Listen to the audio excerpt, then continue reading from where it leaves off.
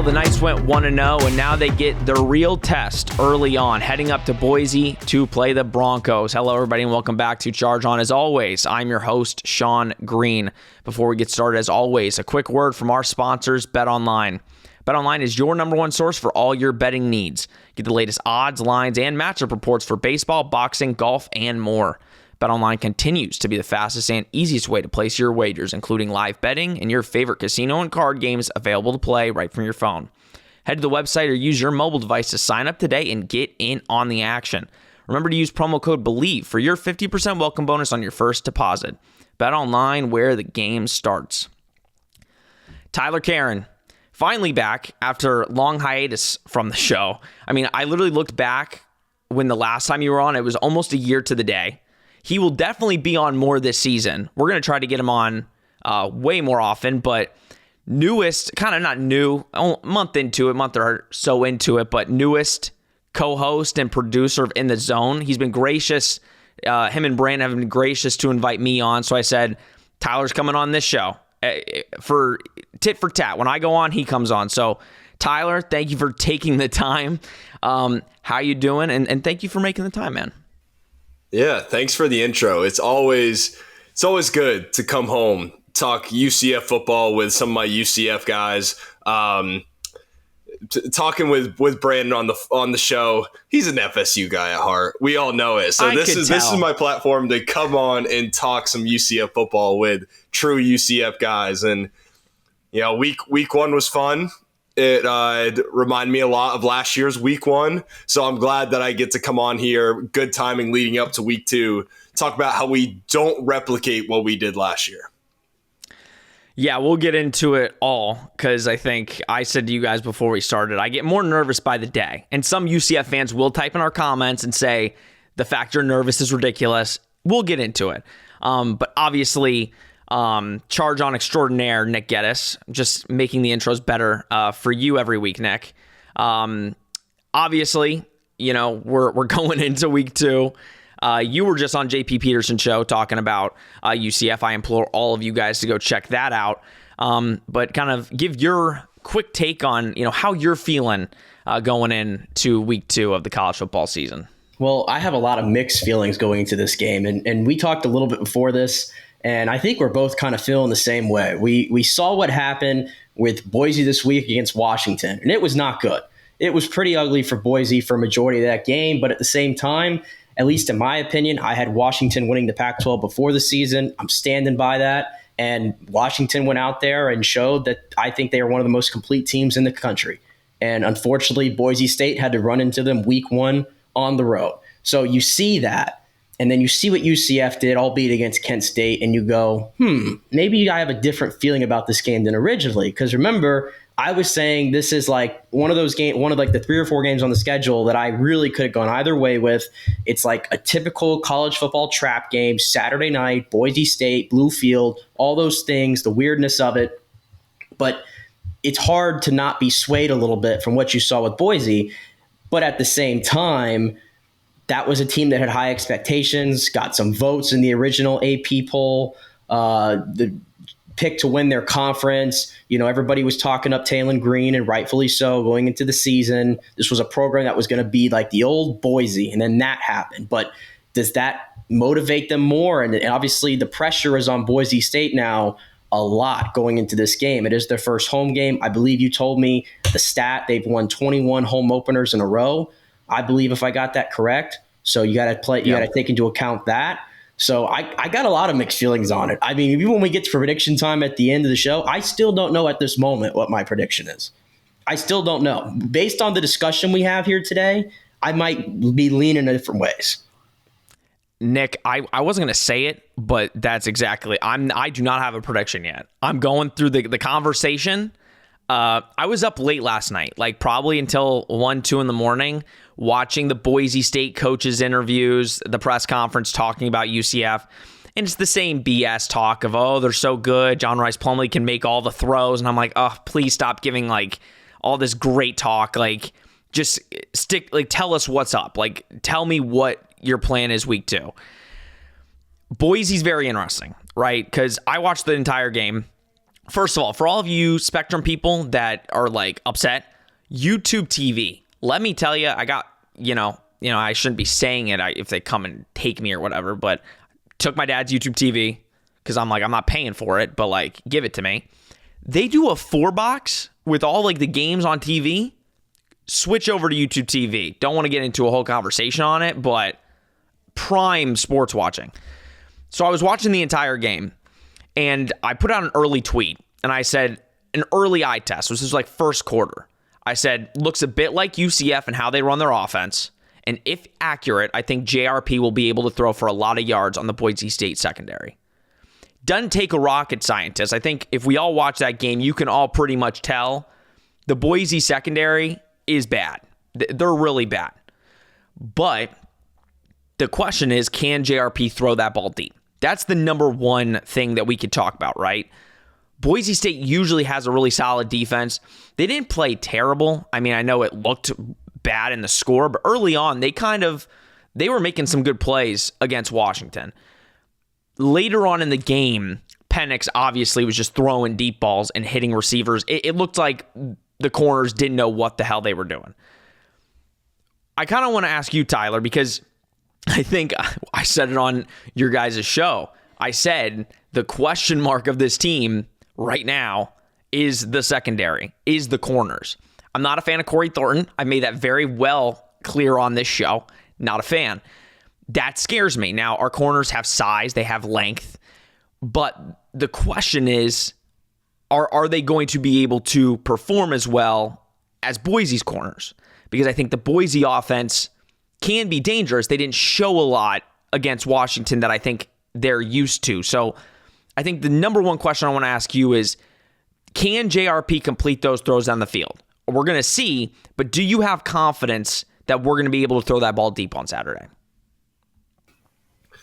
I think that with Boise State's secondary, it's tough to evaluate. It was a very hard game to evaluate because Washington at the end of the day is the 10th ranked team in the country.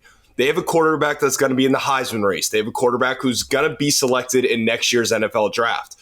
JRP is not that guy. We all know he's not that guy. He's shown flashes to have the ability to take pieces here and there and produce good drives, maybe a good game, but not a good stretch of the season. We saw it last year. He'd throw for 300 yards and then for 100 yards the next week. Really roller coaster season for JRP last year. He has to stay in the pocket. That is one thing that I praise Michael Penix for watching that game last weekend, rewatching the highlight. He is so calm, cool, and collected at all times in the pocket. I think the biggest thing we need to see from JRP is progressions. We need to see, you can have your first option, whatever that might be, deep ball, short ball, whatever it is. The Boise secondary is going to allow you to hit that first option oftentimes. But if that's not there, that's where JRP needs to trust his blockers. Boise State only got to Penix one time last week, one sack, so it's not like they were harassing him all week. Trust your pocket, go through your progressions, don't look for that first option, then say, oh crap, and then you're out. And scrambling and getting hit out in the midfield, which I'm sure we'll talk about more. I know we've all gotten our shot at how JRP needs to learn how to slide or just simply not run the ball so recklessly. So if he can stay in the pocket, go through those progressions, and be accurate. That's the other thing. Michael Penix is one of the best balls in the country. Like, he dots the balls out there. JRP, we saw it last year versus Kent State, who was giving plenty of cushion. Miscues with guys like Javon Baker, who, I mean, Xavier Townsend came in and claimed that number one spot in week one, but Javon Baker is number one in all of our depth charts. That needs to be his guy. And I mean, throwing balls, an arm's length away and making it tougher on receivers, that stuff that'll work versus Kent State. It works less for Boise State, and it works a lot less versus a West Virginia or Baylor or those guys coming up in a couple weeks. So you can get away with it this week, but trust your pocket, pinpoint passes, and don't beat yourself by being reckless running the ball for JRP. And I'll say this, Tyler. I think I did like, the turnovers, not so much. Obviously, he had some costly turnovers that you literally can't do against better opponents. But I will say there were a couple throws that you could see the differences. You could see that clearly Darren Hinshaw has worked with him on the footwork, on staying in the pocket and not automatically getting scared and saying, I need to run out of here. I think there were a lot of moments where you're like, okay, that impressed me. There was a throw, I think, to Javon Baker where it was a deep slant and hit him right in stride. And I'm like, that looked like a throw that he would not have made last year. It would have been overthrown. It would have been thrown behind him. It was right on the money. But there are still some of those throws. I think there was one throw. There was 4 Kent State guys, or triple covered, quadruple covered on one guy, and he still made the throw. Thank God it wasn't intercepted, but there are still some of those problems, like the turnovers and stuff like that. Nick, we'll talk about the running, right? Because there's going to be times this Saturday where he's going to need to get out of the pocket. He's going to need to run. He's going to need to get that first down.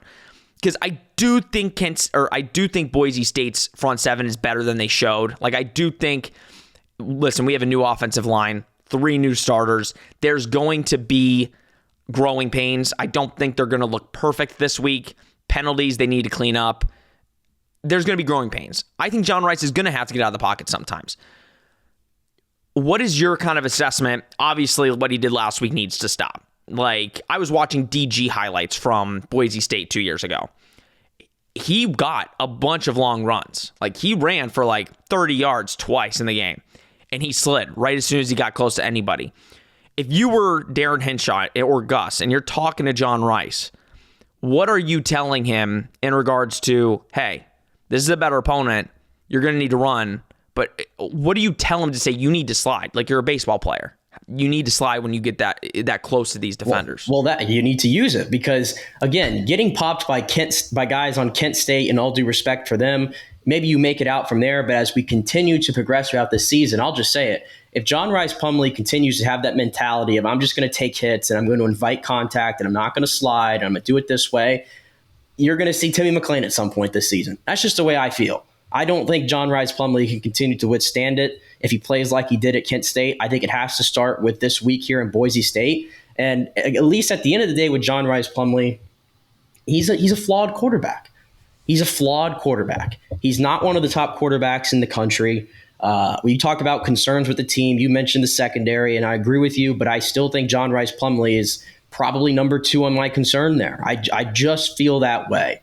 The good thing is UCF's running, the running back tandem, and obviously John Rice Plumlee, what he provides there. There wasn't a school in the country, the entire country in week 1 that rushed for more yards than UCF did, which was 389. Now, you kind of go to the Boise State game. Washington, they didn't really test them running the ball. Didn't really have to be honest with you, right? They kind of just dabbled into it, and maybe that was part of their game plan because Boise State, for what it's worth, they were one of the best teams last year in the entire country at stopping the run. I found this interesting when I was doing research. They were the number 6 defense total in all of college football last season. They just got 50-something hung on them by Washington. So I think in general, Boise State is much better than what they showed. But if UCF is going to win this game, I think Washington just kind of gave you the blueprint.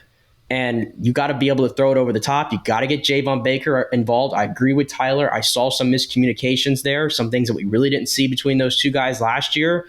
And Javon, to me, is still the number 1 guy. But listen, if you have 3 number 1 guys, like I think that's the good thing about this team. It could be 1 week Javon Baker. It could be 1 week Xavier Townsend. It could be 1 week Kobe Hudson.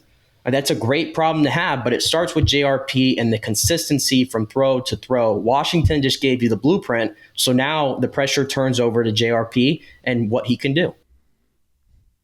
All right, that's our John Rice Plumlee talk/rant for this episode. Hopefully, we will move on to Boise. And if John Rice gets brought up, we apologize, but he is the big question mark. If he plays at an elite level on Saturday, Boise has no chance. That's just, sorry to Boise State fans, but if he is the elite quarterback that we know he can be on the ground and making those accurate balls, Boise doesn't have the talent that UCF does, and that's just a plain fact. Let's talk about Boise, boys.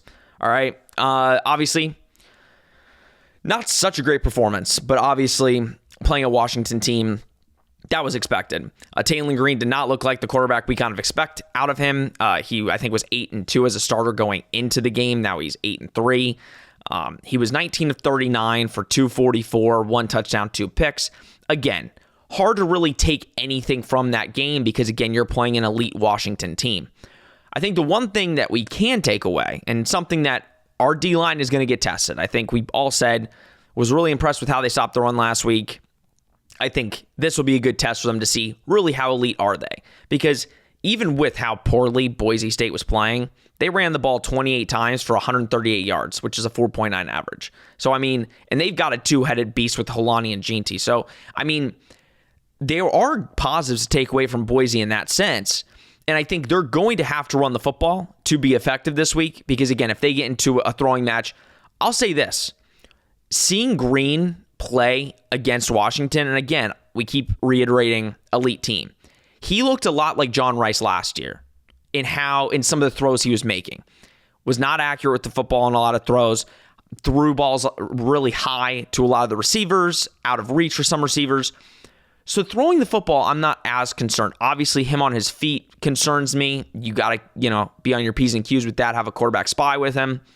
But Tyler, running the football, how important is it the D-line to kind of impose their will on that front and kind of force Boise to do what they did against Washington? Because I think if you get into a throwing match, I think UCF wins that easily. But if it becomes where they're kind of controlling time of possession, which that's the blueprint to beat UCF over the last couple of years. It's control the time of possession, limit UCF's plays, and usually you might come out with a W if you play good, solid, fundamental football. So how important is it the D-line to really stop that run early?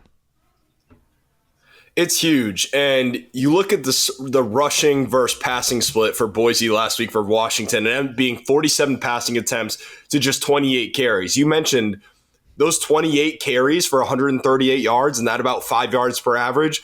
It's pretty good yards per carry right there.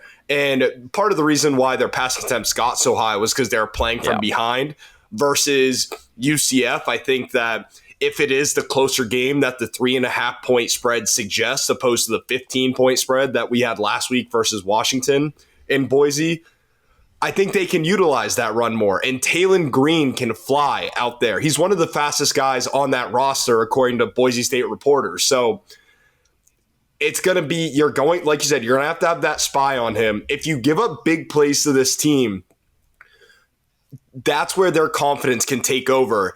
They have some swag to them, and a lot of it starts in that three-headed monster, like you just said, with Talon Green and then Holani and Ashton Ginty. Like, those three guys, I think, really are the heartbeat to that team.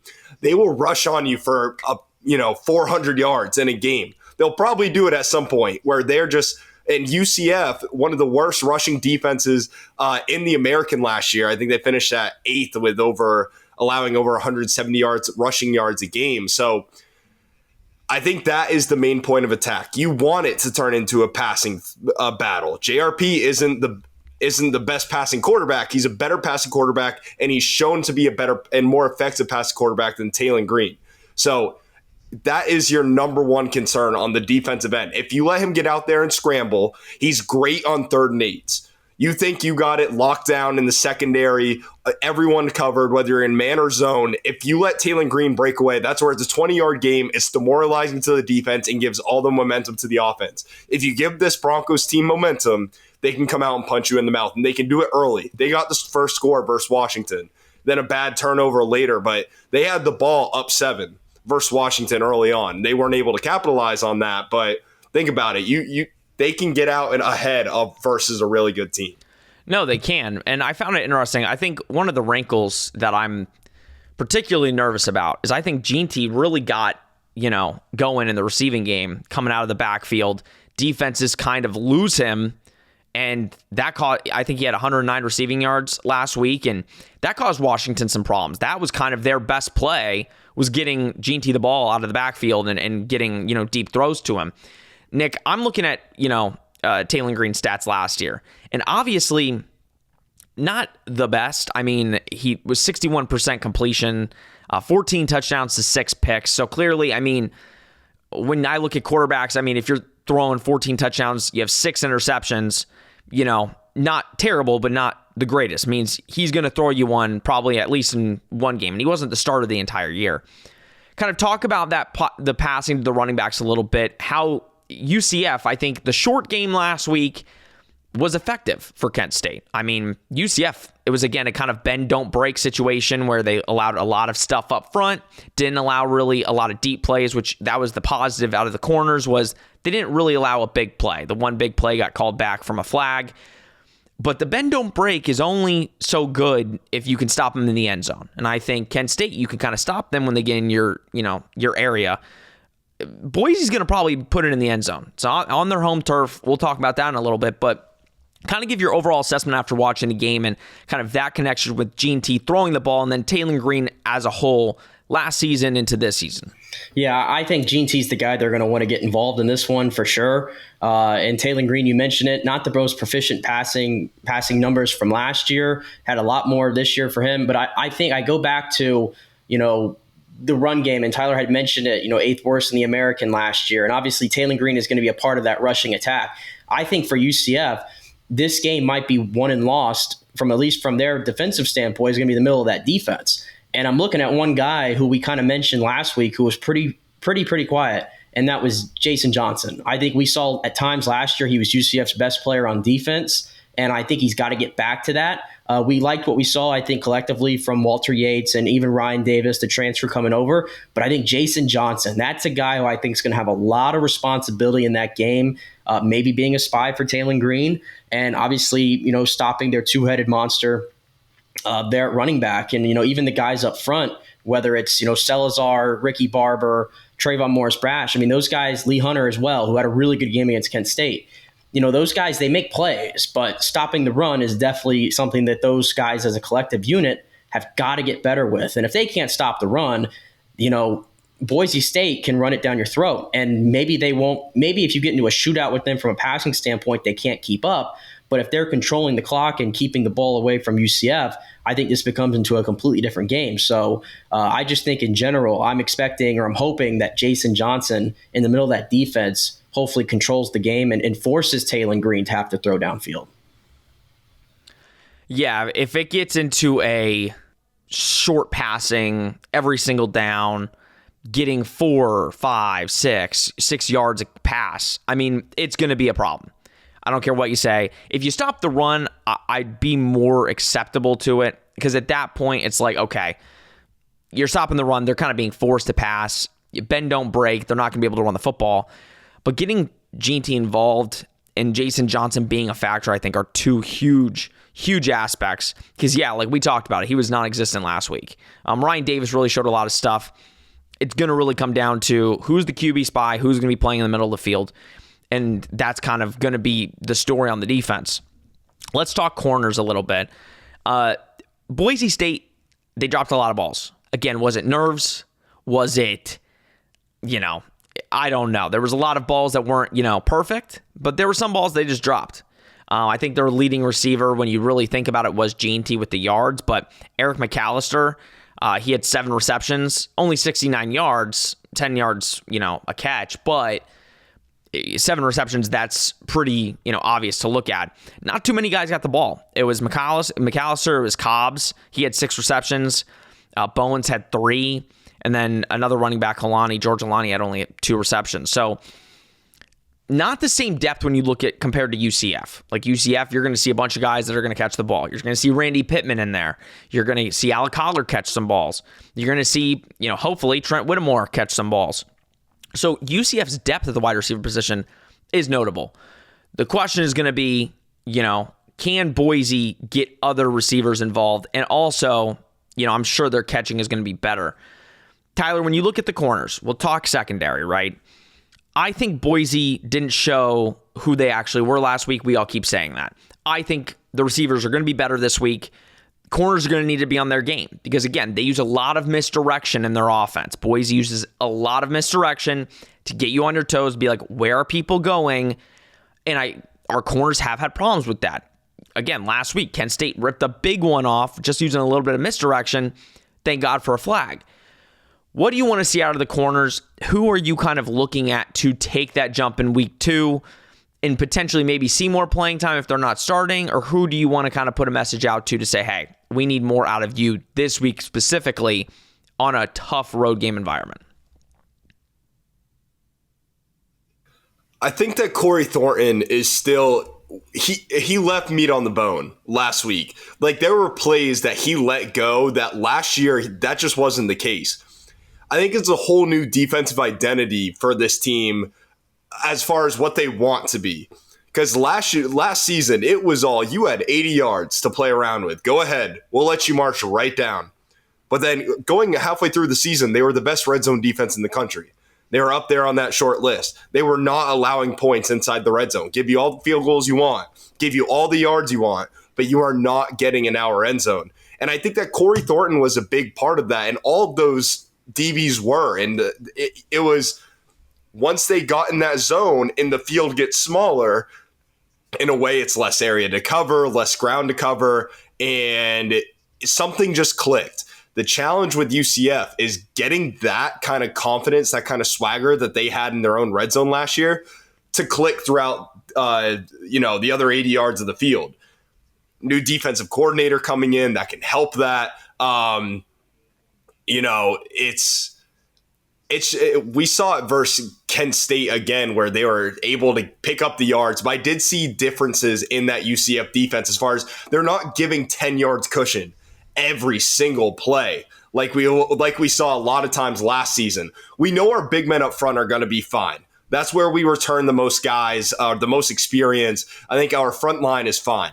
But it is that secondary where things really, we get the magnifying glass out for. And if you make those little mistakes, that's where we're really going to comment on it. Going to Boise's defense real quick, they did have two guys in the NFL draft last year. They had a safety and a defensive tackle that are both selected in like the 6th round. So two big pieces to fill there for them. This isn't the same Boise defense that we saw last season. However, those are two fillable spots. So I don't know if it was as much of a fluke as what I think Boise State fans would like to think it was last week, getting 50 dropped on them by Washington. I think it's somewhere in the middle. They're not the same thing they were last year, but still not a defense that you can roll over and just mess with on their home turf. So let's go to the nervous thing, because I'm extremely nervous. Okay. I mean, we've seen what's been happening in the Big 12, right? A lot of teams that we expected. Nick, your championship game predictor, Texas Tech, loses to Wyoming. I have to, because you did not need to bring that up today. I like to bury my bad predictions. Well, unfortunately, when you have me like on the show with you, I remember all of your bad beats. So they get aired out for everybody so that you take what he says with a grain of salt. I know a lot of our fans were mad that you said 6-6. Just know that most likely won't happen because Nick made that prediction. But the Big 12, I think you can't look at week 1 and automatically make it, doomsday. Right? Like, you can look at the Big 12 and say, listen, there are some games that they shouldn't have lost. I mean, the Baylor one is the big one that comes to mind, losing to G.J. Kinney, which, that gives me a lot of confidence for Baylor because it's a very similar type of offense. I think when you're looking at this game specifically, this is a big opportunity for UCF. Now, Andy Avalos is an incredible coach. He's really kept the Boise train going. They won the Mountain West last year. They were 10-4. I think he's 17-10 in his first 2 years. The honest thing, though, is they haven't been how they've been like in the last 20 so years at home. I think he's lost, again, I don't have the stat here. He's lost 5 or 6 games at home in the last couple years. So Boise is not this juggernaut. If you look at their 20-year record, I think they've lost maybe 13 games at home in like 20-something years. But they haven't been like that the last couple years. So it's not like this going to the blue turf, and we'll talk about the blue turf in a second, but this is a huge game for UCF. Next week, you have a cupcake. You can really take the week off, relax, chill before you go into the Kansas State. It's almost like a scrimmage against Villanova. This is the most important game to determine where your season's going to go. You go 2-1 into Kansas State, you're fighting for 6-6. I don't care what people say. If you lose against Boise, you're fighting for a bowl game. If you go 3-0 into Kansas State, that's a different mindset. You're having a different mindset about your team. You're 3-0, I don't care who you play. You're 3-0 going into Kansas State, who, I'm going to be honest, guys, I watched Kansas State. I wasn't thinking like they're impossible to beat. Their defense is elite, let me tell you. But I think offensively, they didn't do anything that wowed me where I'm like, UCF has no shot. So I think you can, if you beat Boise, which again is a very winnable game, more winnable than I think many of us assumed going into it, your whole season kind of changes not changes, but your whole season mantra kind of flips from there's a possibility at the end of the season, if you're the team you think you are, to make noise in the Big 12. Like, do you kind of get that assessment, Tyler? Like, we obviously see the teams in the Big 12. You win this game, I think your outlook on the season, like Nick said at the beginning, his outlook changed a little bit. His ceiling for this team potentially shifted based on some of these teams in the Big 12. Oh, yeah, definitely. And I mean, not just beating Boise. UCF is supposed to beat Boise.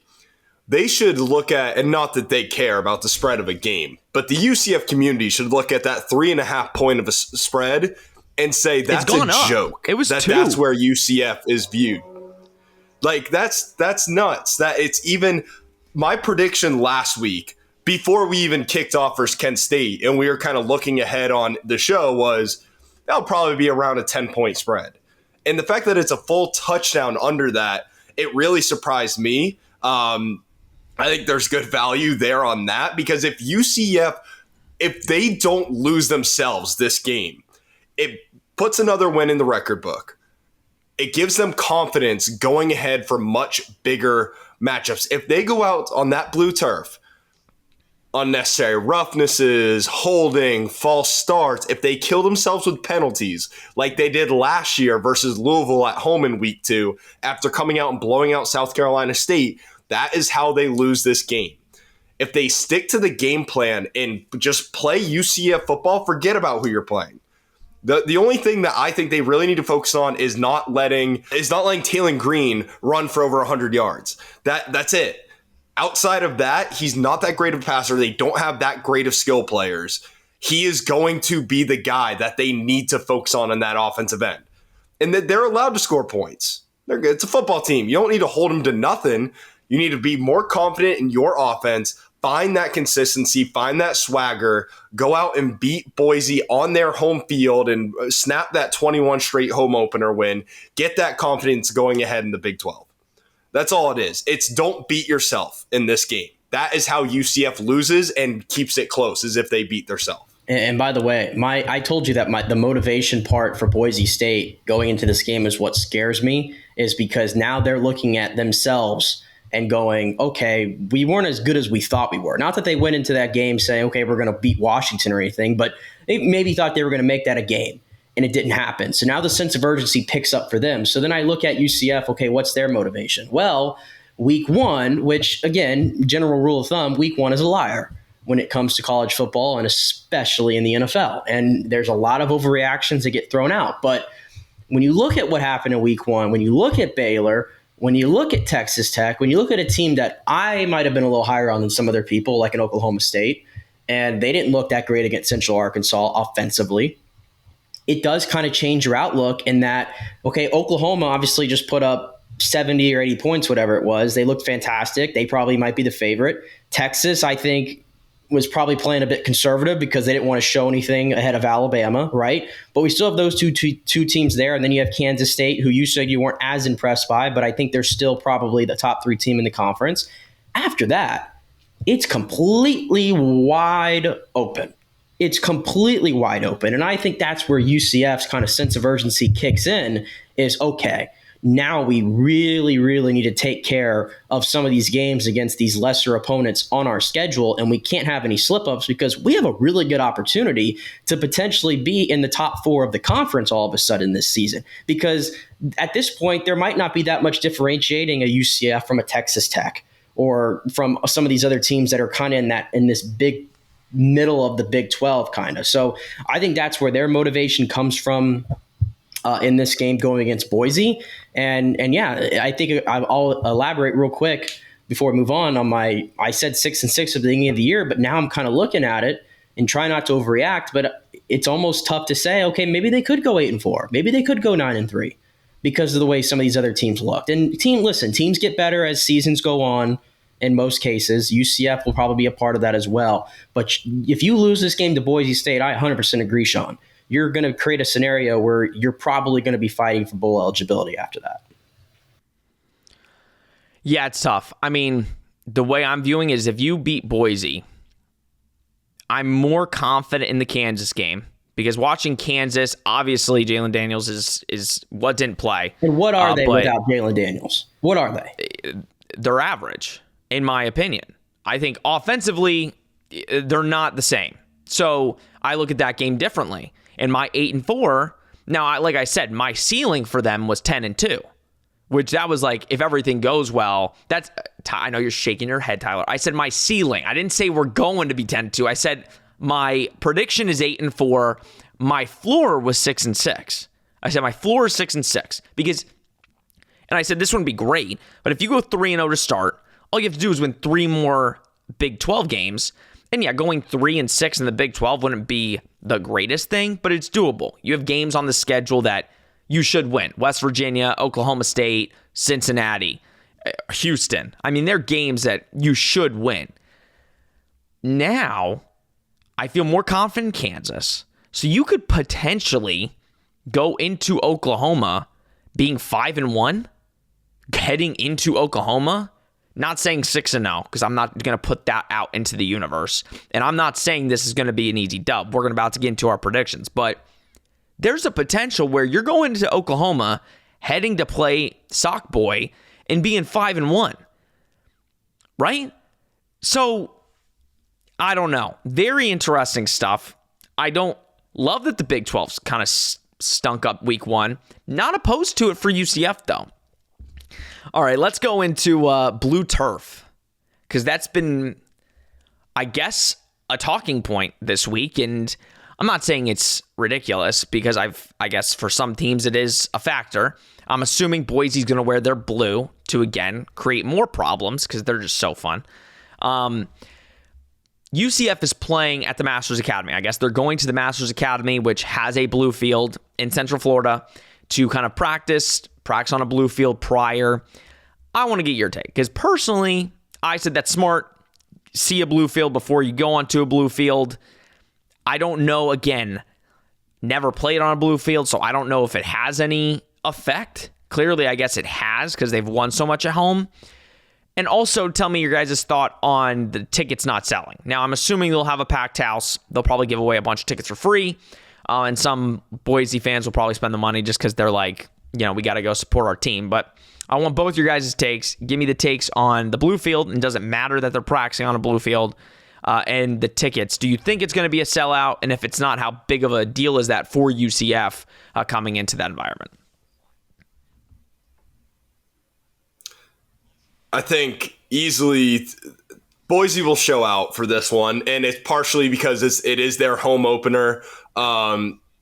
It's partially because Boise, there's definitely Boise State stigma with UCF, where they feel they paved the path for a school like UCF, who was not a Power 5 school, now is, and Boise kind of feels like they might have been cheated out of one of those Power 5 spots. They've been around longer, they've won more football games than what UCF has. As far as recently, they haven't, and UCF has produced a ton of more money to college football and college athletics as a whole, which is why they got that Big 12 spot. It makes more sense for UCF to be, but you can understand why Boise might be a little bit salty about that. So I think they'll show out.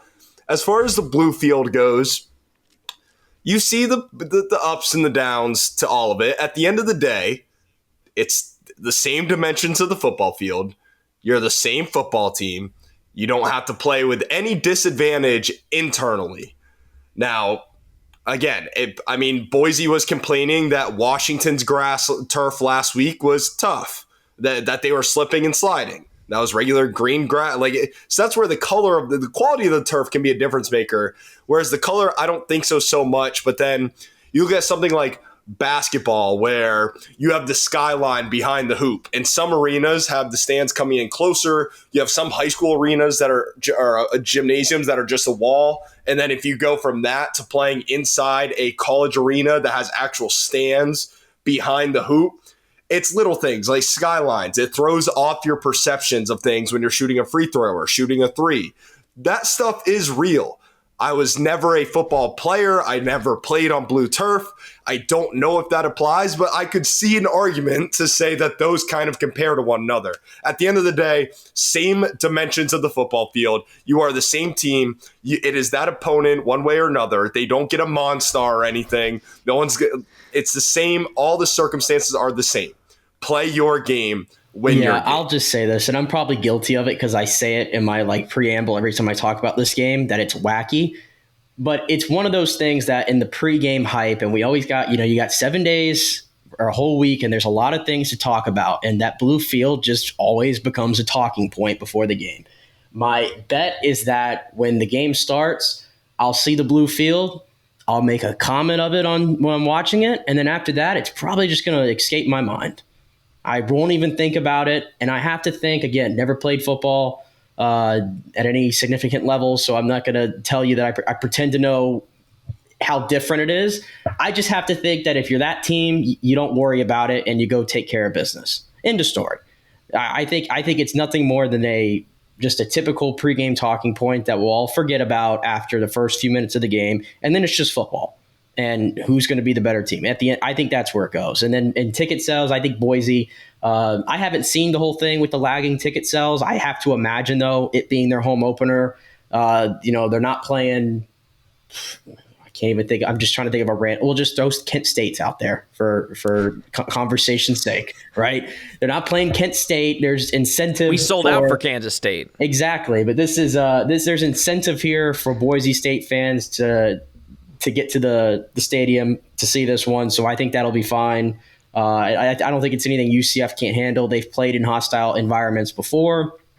So that's kind of my feeling on that. But we'll forget about the blue field. We will forget about it after a few minutes, I promise. So I go back to the 2021 game. I think Boise fans, there's a little bit of a, don't want to say resentment, but I guess some of the students were not nice to Boise fans at that game. They were saying "F you, Boise." Are they nice to anybody, Sean? Are they ever nice? Right, UCF is never Boise fans have been so nice. It's never a pleasant experience. I almost said sat, but we're standing. I have stood next to Tyler and some of those guys in that little area there, and I know Tyler knows where I'm talking about. It's in that corner that is right next to the away section. And I've been privy to see everything that's been shouted. It doesn't matter if they're playing Boise. It doesn't matter if they're playing UCF or USF. It doesn't matter if they're playing South Carolina State. You are going to get a middle finger probably directed at you and some 4-letter words. That's how it goes. Just how it goes.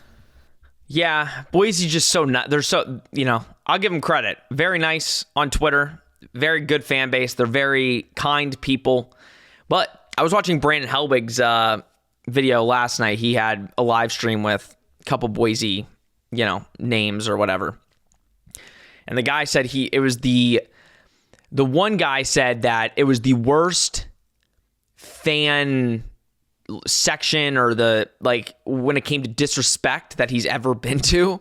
But he said the adult fans were nice. But he said he enjoyed it because it was almost kind of like a rivalry situation.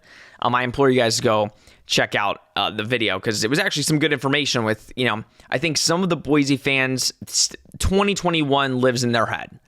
A crazy game. They were up big, 24-7. UCF fights back, wins the game. So I think there is a little, we need to get it back. The blue field, the only thing I'll say on the blue field, I agree. The only thing I will say is if they're wearing blue uniforms, that could cause some issues, like offensively and defensively. Maybe you're looking, and again, perception, you might not think that it's a player, but all of a sudden you throw the ball and it's like, oh, there's an extra, safety over the top. That's the only thing that's making me nervous. I agree with you guys. At the end of the day, it's a football field, doesn't matter. But there is a little, I hope that the time then they were saying online, I guess, Oregon State a couple years ago practiced on a blue turf before the game, and they got killed at Boise, and people were like, oh, good luck with that. I do think it is good to just see a blue field and be on a blue field before you play on one.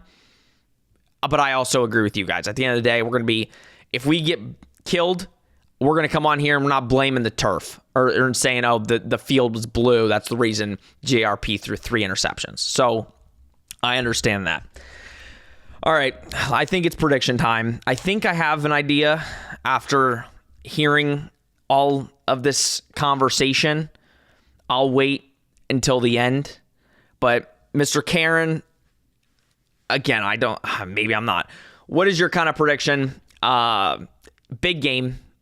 Probably kind of tells you what this team is going to potentially be because it has the feel of a big game and probably will dictate the course over the next however many weeks of how this team's going to look. So what is your overall prediction, and do they cover the spread, which you said is 3.5? I haven't checked Bet Online, but it was 2, and I guess now it's 3.5. So going up.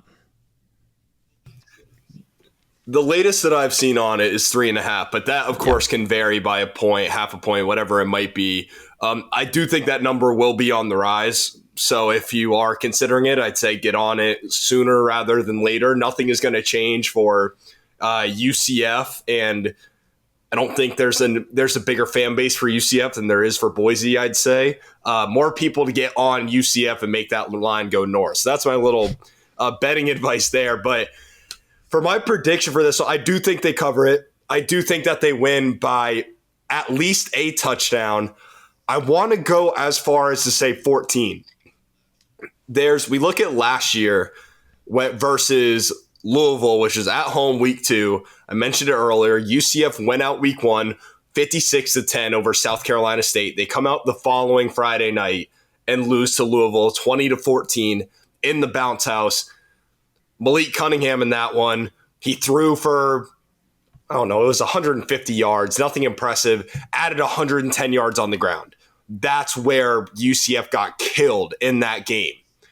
I see something similar, I really do, happening with Boise State and Taylon Green. I do think that although it will be UCF's number one concern to have a spy on him, I don't think we're disciplined enough quite yet to keep him intact for, say, under 50 rushing yards. So I think that they score around that same. I'm going to say Boise finishes with 17. UCF gets 2 late garbage time-ish touchdowns. I'm going to go 34-17 UCF. Interesting. I think it's going to be a close game for the stretch. I think UCF gets 2 late touchdowns to really push it to that 14-point advantage. So I did not steal. 17-point advantage. I stole anything from Tyler. It wasn't stealing. I had a number in my head. That's all I'm saying. Okay, Nick, go ahead. All right.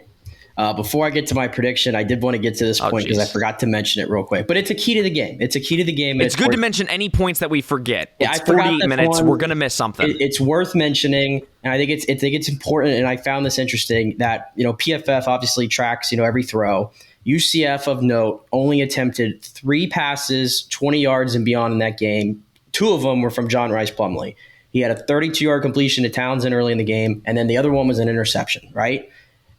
Boise State surrendered 16 passing plays, 20 yards or more. So back to the conversation we had at the beginning, they have got to get more explosives, and Boise State might give it to you in this game. So I'm just going to add that in there as another key for the offense and how they need to operate, and John Rice Plumlee. Oops, I said his name. Sorry.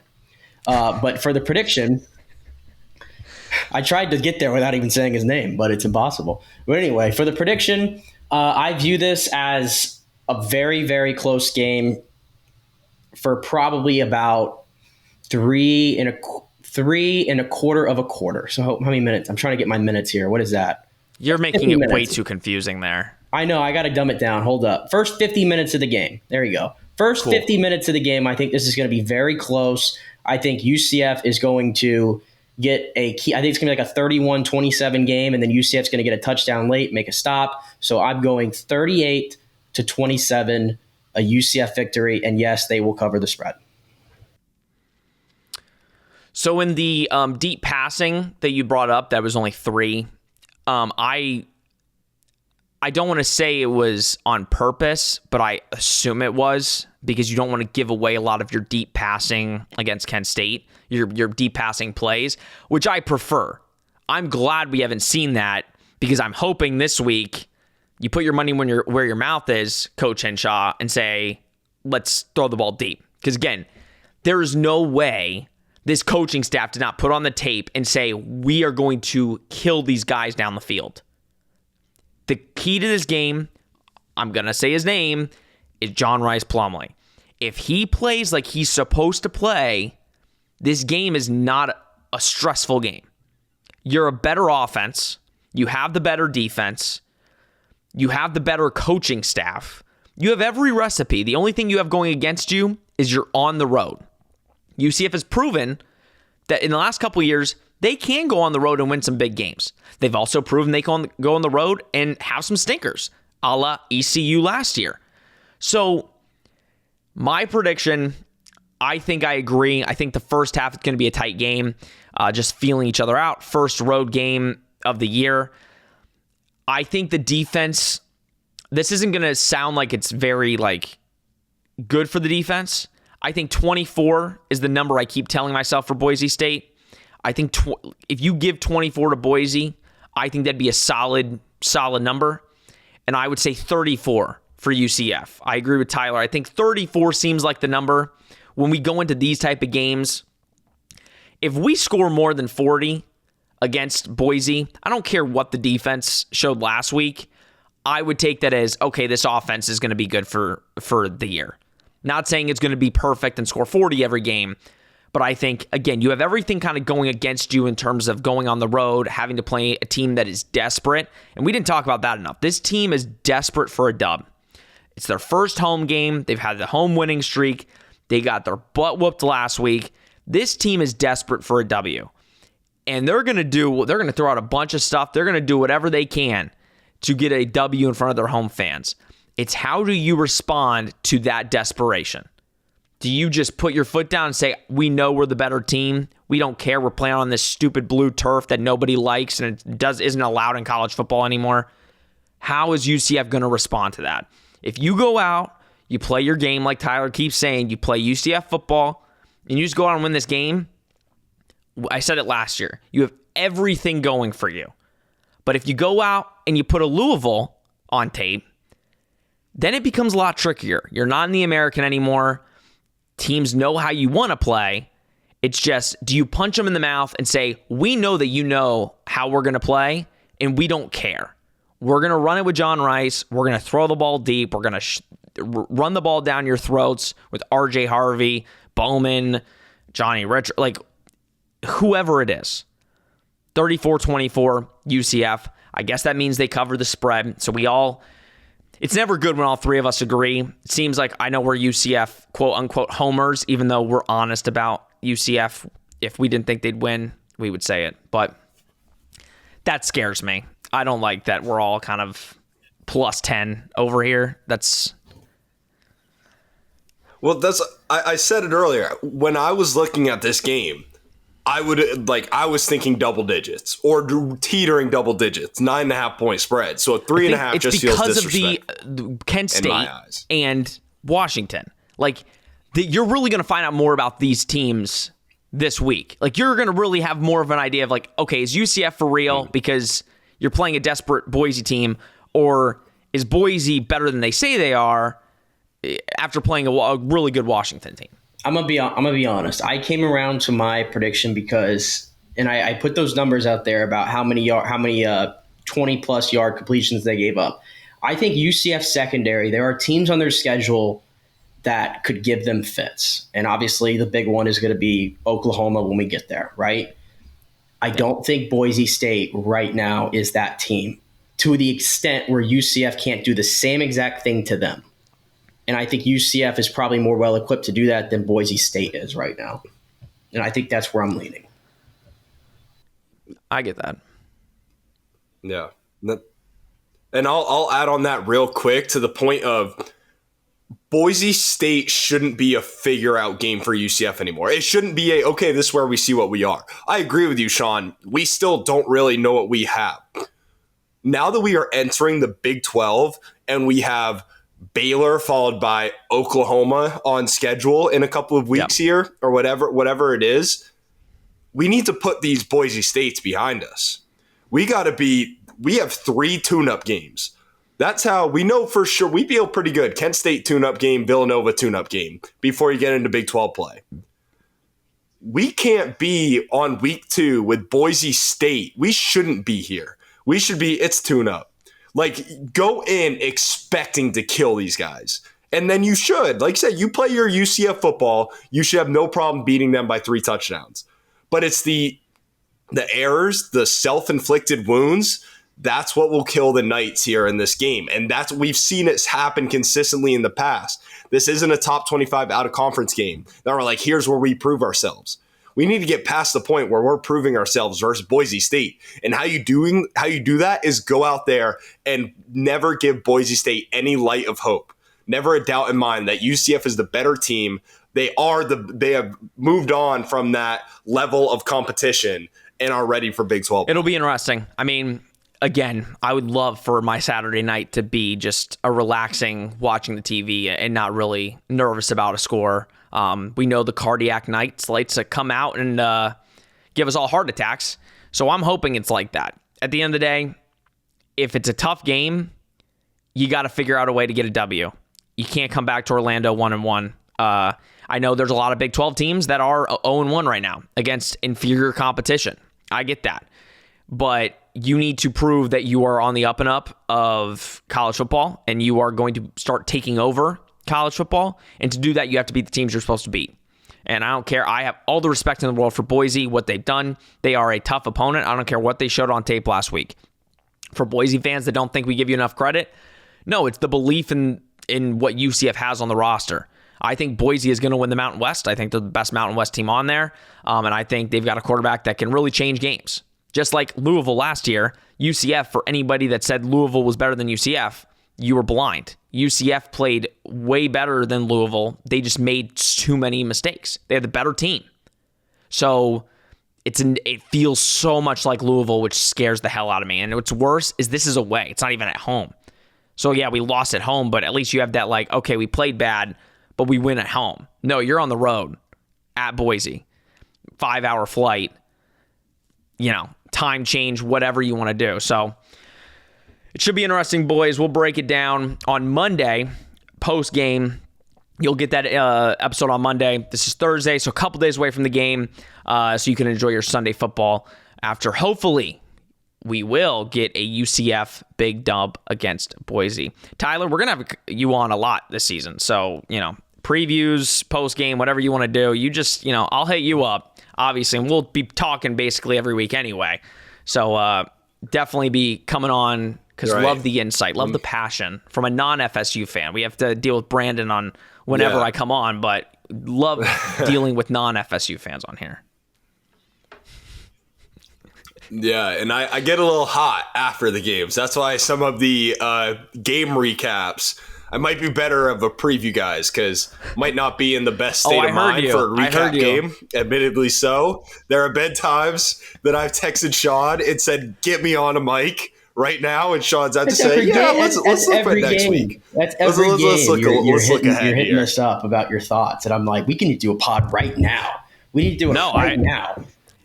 That's a problem. We're all very similar. Like that's why, we're probably not every UCF fan's cup of tea because we are all very similar. If we crap the bet against Boise, we'll be there midnight on Saturday, and it'll be a 2-hour-long pod about what went wrong and how we're not who we thought we were. And yeah, not the best recipe, but good recipe for content. Let me tell you guys. Lord, I hope for a UCF win because you fans do not need a 2-hour-long ranting episode in week 2 like last year. All right, guys. Thank you so much, as always, for tuning in. We really appreciate all the support. Follow me, Nick, Tyler on all socials. They're down below, and you get all your UCF content from us, so we greatly appreciate it. Like, subscribe, share, do all that you do.